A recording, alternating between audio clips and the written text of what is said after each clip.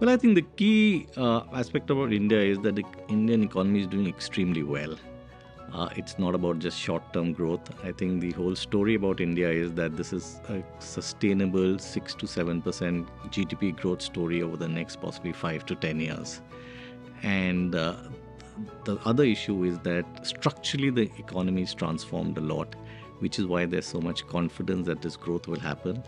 And the growth really in India, it flows down into earnings as well. So really it's not just a top line growth, but it flows into corporate earnings growth, which is really the key story that India you should look at from a long term. And it's one of the best stories you'll see play out over the next decade.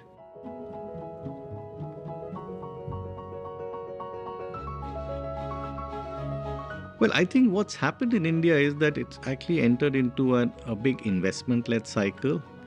And India has the best demographics in the world. So you're actually going to see a big consumption cycle as well.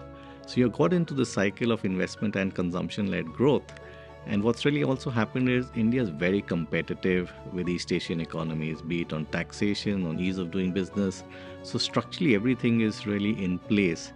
And it's getting reflected across sectors in the country. So it's not a one or two sector story in India. It's every sector has a story today in India.